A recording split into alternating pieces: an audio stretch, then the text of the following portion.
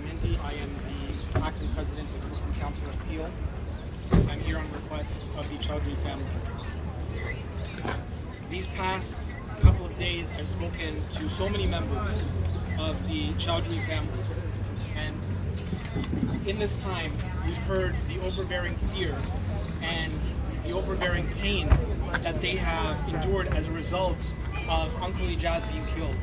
What is undeniable to us and to everyone here is, and based on the witnesses' testimony and based on the video footage that we have all witnessed, is that Ijaz Choudry should be alive today, and he should be safe today, and he should be with his family and his children today. And the only reason he isn't is because of the horrific attack that was witnessed over the weekend. And so on behalf of the Muslim Council of Appeal and the Choudry family, we demand a public inquiry into what took place, and we demand a public inquiry into what happened to Ijaz Choudry. We have no faith in an investigation that is conducted by the SIU, which has historically failed victims of police violence and brutality. And we also demand that the officer involved in shooting our uncle is removed immediately from Peel Police. Uncle Ijaz was physically frail, he was 62 years old, and the decision that was made by individuals to shoot him, to barge in on his house and to shoot him and to kill him, are individuals who are not fit to serve. They should never again carry a badge or walk our streets. We demand that Peel Police remove this officer from duty now. Ijaz did not represent a harm to anyone but himself. He was alone in his own apartment, and speaking to witnesses and to family, it is clear that police did not do everything in their power to de-escalate the situation. It is clear also that this case is not isolated.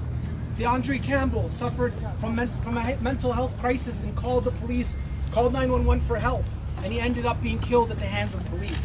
Police failures in excessive force, failures in dealing with mental health crises, and failures in de-escalation are systemic, and these deaths could have been avoided.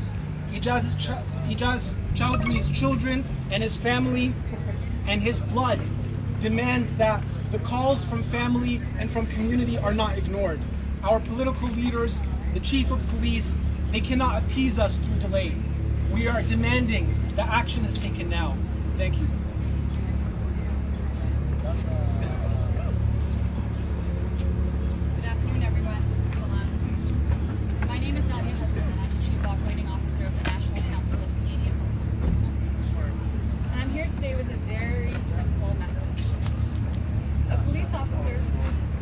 Into an apartment and opens fire in the way in which the officer appeared to open his fire this past weekend doesn't deserve to have a gun and a badge.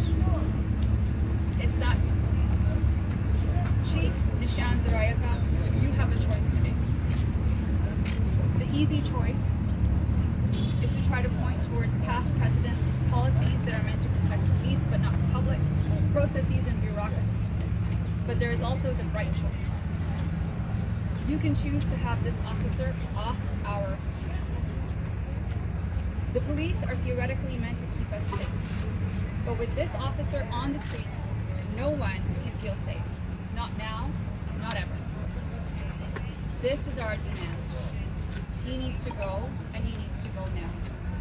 The man who killed Uncle Ijaz has no right to ever wear the badge and be walking on our streets ever again. Thank you. Good afternoon, my name is Mohammed Hashim. I'm here on behalf of the Urban Alliance on Police Relations. I'm here today to call for justice for Uncle Choudry. Here with them at their time of grief. We stand in solidarity with the family. Also important to know that this death isn't an isolated incident, part of a long-standing pattern of systemic racism and policing that touches racialized Black and Indigenous peoples. Since April, 9 Black, Indigenous, or racialized people have died in interactions with the police. Their names are Ijaz Choudry, Chantel Moore, Rodney Levy, Stuart Kevin Andrews, Jason Collins, Aisha Hudson, Caleb Tulivia, Nicole, DeAndre Campbell, and Choudry. The Urban Alliance on Race Relations 20 years ago released a report called The Force, and we talked about the need to de-escalate for the same problems that we saw then 20 years ago are happening today. And this report was just one out of dozens that we've seen come that have asked for police reform, and nothing has changed. All this time, it's the same thing over and over again. People are getting killed for no reason. The fact is, from Toronto police as an 360 institution is unable at to Galway deal with crises like this. The Urban Alliance on Race Morning Star, Relations which supports is the call to defund the police. protest for We want Ijaz there Choudry. to be a necessity of cause for people to be able to be brought in to deal with mental health issues. Mental health issues should not be dealt with by the police. We need more and different people and professionals to deal with that. This is not the way we need to deal with that. And taking out money from the police is a viable option for the society needs to take care of. We're also here in support of the Choudry family as they call for the officer that shot their uncle dead to be fired and criminal charges to be laid against them today. There's a choice in this country, and either we're going to stand together to make a stand against policing that has been harmful to many people, or we're going to allow this to be 20 years down the line saying the same thing over and over again. So I'm asking all of you, all the politicians, all the community members that are here today, to stand together and let's make sure that we actually get justice for Uncle Ijaz. Thank you.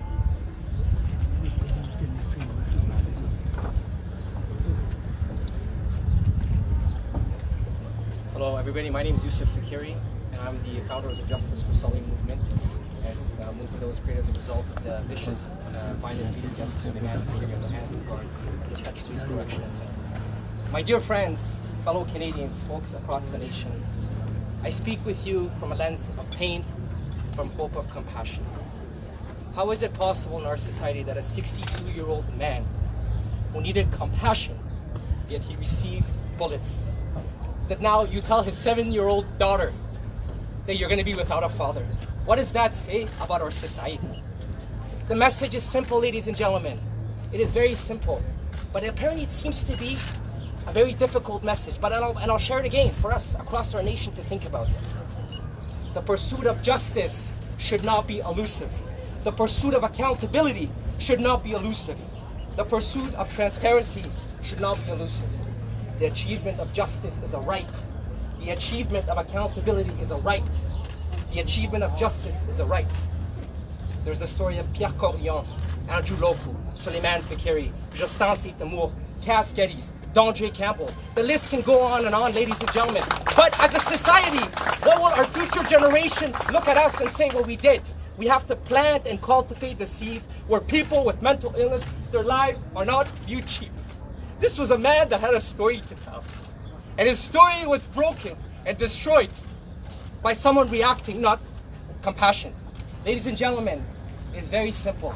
Accountability for Mr. Ijaz Choudry should be achieved. It is non-negotiable. As a society, as a civic nation, this is a very simple message.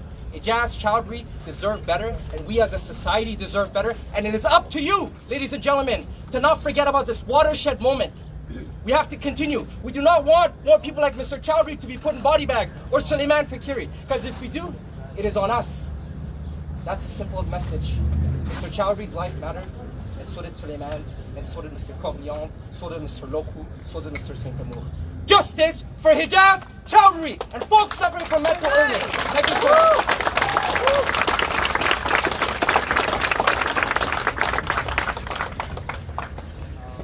I've done countless news reports and whatnot about the case and facts and whatnot, and I'm tired of speaking. I hate reiterating them, speaking again and again about the same thing. At the end of the day, all my brothers here support me and want the same thing as our family does. We want to create a system that is meant to be there for us. This system is not meant to be there for us. You're in a mental health crisis, and you're faced by people with guns, people with body armor, people with authority over you, people demanding you, telling you what to do, instead of listening and trying to understand what's wrong, trying to understand how they can help, trying to understand how they can make a difference. But they don't. They have shown no compassion, no understanding for any human being in these cases. It's not just one, it's not just two, it's not just three. It's happened multiple times, and it's going to keep happening again and again. My uncle was a harmless man. He had no power to hurt anyone. He could barely breathe at times. I don't understand why someone that's so harmless is so brutally murdered. Many people seen the video all over social media, making it all viral, which is what brings out a lot of our brothers and sisters today. They're upset because they've seen how sensitive a killing it was. There was no demand to help. There was no demand to try to see if they could help my uncle, a 62-year-old schizophrenic man who's so harmless. No help. What does that mean? Have we failed as a society? That we haven't spoken up early enough? How many more killings do we have to have until we get a change? And it's been the same since day one. There hasn't been any change. Mental health is increasing. There's so many mental illnesses around our country. Again and again, you see increases day by day, especially with the whole coronavirus, the COVID-19, you're seeing there's so many more mental illness cases. And what have we done? What has the police done? What have our politicians done? Nothing. There hasn't been a change. If there was a change, I wouldn't be here standing in front of you today telling you that I miss my uncle. We all miss our uncle. We all miss our... I can't even speak on behalf of his kids. His 7-year-old son is sitting at home waiting for his father to come home because he thought he went to the hospital. How do I go and tell him that no, the video that's going around all on Twitter that everyone has seen, that is your father? How do I do that? He's gonna grow up and he's gonna remember this. His other kids will remember this. When do we stop this? When do we stop these killings? Until we stop, there's going to be videos circling and circling all over social media. And if it wasn't for social media, half of us wouldn't be here because we wouldn't see how brutal of a killing it was. When there was no reason to kill, there was a killing. On top of that, so brutally. That's right, that's right. So why? What's the reason behind it? You feel you have authority, you feel you have power, use that to be a better person. Use that to help people. If you don't help people, why would they want to be there for you? Why will they ask you for help? We've seen so many cases in Canada, not even just Canada, in America as well. There's so many mental health illnesses that are brought up in cases and they're murdered and killed. Not even just that, it's systematic racism. So many cases, just because of your color, your race, your income gap, your income bracket, you're treated differently. Oh, you live on welfare, you're treated differently. Why do we have this? Why is everybody treated differently? We're all humans. We're all one. No matter what race, no matter what religion. And I request the politicians and everybody that's in the higher ups to continue with the public inquiry, and please, we demand that the officer who did this, any officer involved in this, should be held accountable. Should be dismissed right away. Correct. The officer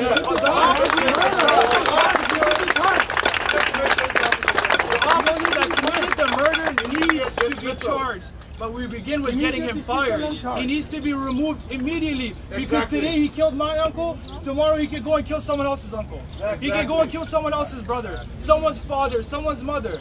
How do you let someone like that back on the streets? Never. Never. This type of person should not be on the streets with the power, with authority, the control over other humans. This needs immediate action now. Yeah. We are all here tonight as a community, not just our family, not just the Choudry family, the entire community, people from hours away have come down because we all demand immediate action and justice because this is wrong. And now there is a family with no father. There's a kid that will grow up with no father. There is a wife with no husband. There is nephews with no uncle. There's nieces with no uncles. What are we going to do about it? We have to make a change. Yeah.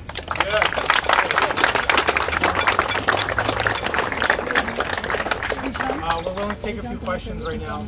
So if you have any questions, please.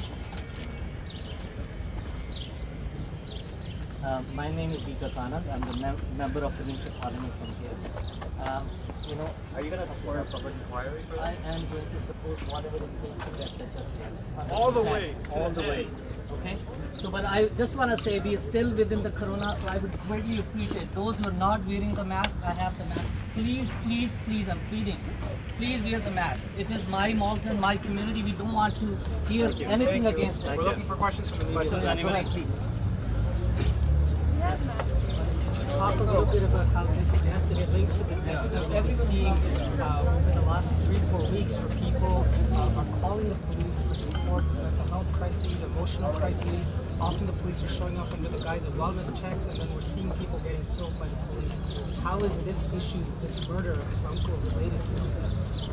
It's clear that there is a systematic failure that exists in our society right now, particularly the expectation that so many of us have that police are meant to deal with this. Police should not be the people who are dealing with mental health crises. This family was cognizant of that fact. They did not want the police here. They understood a man having a mental health crisis is not going to be served by the police. They called the non-emergency line. They were looking for help. They were looking for professionals who are skilled in mental health to help them through this crisis. And instead, somehow the police were called. That shows that our system is not set up to protect those who are having mental health crises. And that's why so many people, not only Uncle Ijaz, but so many people have called for help and ended up dead at the hands of the police who are ill-equipped to deal with these types of crises. Our society needs to recognize that fact, and we need to change what we are currently doing because it's not working. Now, can you just go over actually the actual route of the march of where you're going to go, or are you going to kind of circle back here? Go over that? Okay. What was the crisis your uncle experienced that he needed help? He had a history of, he suffered from schizophrenia, and he had a crisis where he was threatening to hurt himself. And he was not threatening to hurt anyone else, and he was cognizant enough to tell his family to leave the apartment and leave it by himself. He posed no threat to anyone, other than potentially himself.